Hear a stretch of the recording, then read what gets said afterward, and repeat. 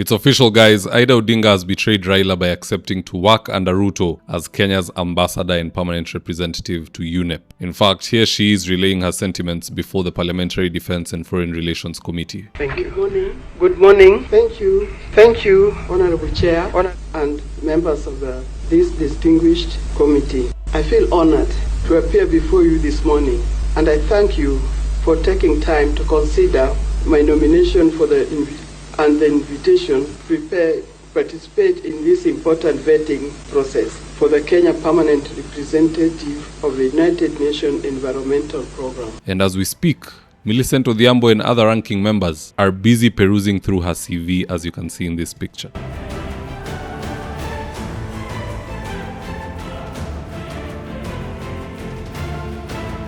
Now that aside, in the studio, I want us to look into why this appointment is a great betrayal to the legacy of Raila Amolo Odinga by Ida Odinga herself. And so with no further ado, let's get after it. Number 1, Raila worked so hard that he reached a status where he could never find himself appearing before a parliamentary committee to answer questions. In fact, in his lifetime, it was MPs who used to answer to him, not the other way around. Now less than a year since his passing, MPs are now cross-examining his wife. What a letdown. Just listening to this exchange between Ida and Nelson Koech. The very uncomfortable question I don't like asking, but I have to ask you. What is your net worth?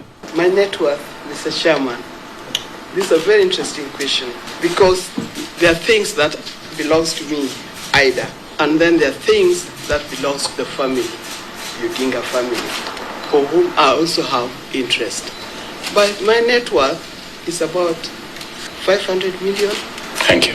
You know, this reminds me of a day an entire vice president in the name of Kalonzo Musyoka appeared before MP Junet Mohammed to explain why he should be the running mate of Raila Odinga. And to my shock, Kalonzo actually attended that meeting and got rejected. Paka waleo Ruto makes fun of Kalonzo over that. Just listening to this. Kalonzo. Just imagine.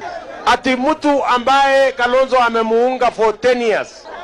Alimuunga 2013, akamuunga 2017, ati ikifika 2022, anamuuliza Kalonzo, ati jina yako ni nani? Imagine. Hapana, anamwambia hapana, we enda kwanza fanya interview. Si alifanyisha Kalonzo interview? Sasa imagine watu wa Machakos. Kalonzo ameenda interview. Jina yako Kalonzo Musyoka. Uko na kitambulisho? Hiyo ni madharau, si madharau bwana. Ni madharau, si madharau. Uko na watoto ngapi? Umesoma? Na anauliza Kalonzo kama amesoma, kwani kitendawili mwenyewe amesoma? Now that same wise man who lectured Kalonzo over being interviewed by a lesser MP ndio ako busy sasa anafanyisha bibi ya Raila interview. Shame on Ruto, this is a slap to the face of a great leader. Now the second reason why Mama Ida has betrayed Raila is because she now works for a man who tried to end her husband. You don't even have to take my word for it. Just listening to Raila Odinga himself. Got then live bullets. My own car was hit 7 times with live bullets.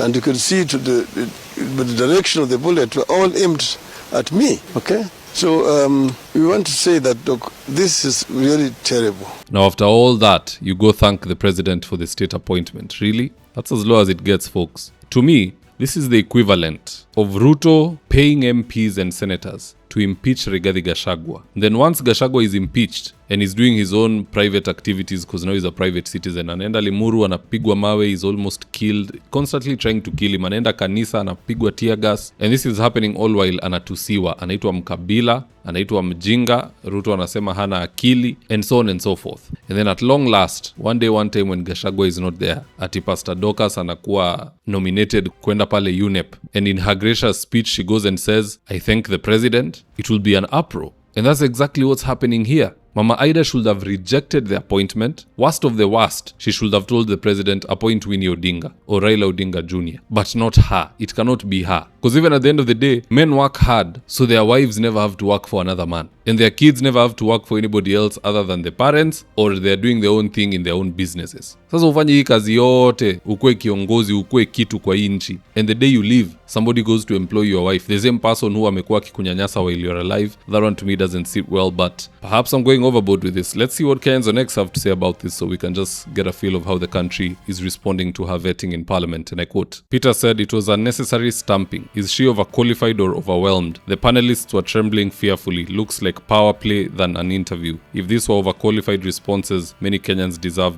this job. Deep something, I can't read this font. He's saying, worst nomination ever. We call it political granny appointments. Flav said, funny how some of the predecessors of that position were appointed after the death of their husbands and they themselves died in a questionable manner. We don't hope for such a situation. NA said, tell your daughter to support your appointing authority. Don't eat from all plates. Adele said, Mama Ida is overqualified for this job. Congratulations in advance, Mama. Alexander said, hii familia imewekelea kadi kuwekelea, wanakula side zote. Mama ako kwa Ruto, msichana ako kwa Sifuna, kijana ako neither here nor there, anko ako kwa Ruto. Mimi na wewe tuko hapa tukiscroll too. And it's true, they're eating from both sides, but Mama Aida ndo the worst of the worst, if you ask me. But at the end of the day, guys, that's just my opinion. Do drop me your comments in the comment section below and I'll do best to read them and to give you a response. So with that, here today's ads of the day. If you're in need of electrical wiring, solar installation, or electrical fittings such as strip lights, snake lights, downlighters, or chandeliers, contact Engineer Wycliffe at 0707 476602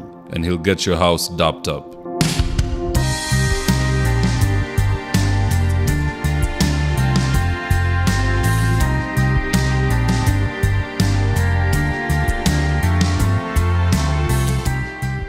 Thank you for choosing David Wafula as your primary news platform. We put countless hours in research, recording, and editing. By showing up each and every day to watch our videos, you encourage us to generate more videos for the viewers. We are on a mission to inform, educate, and build a better tomorrow. To our thousands of followers in a world full of presidents, kings, and queens, you are the real gem. Adios.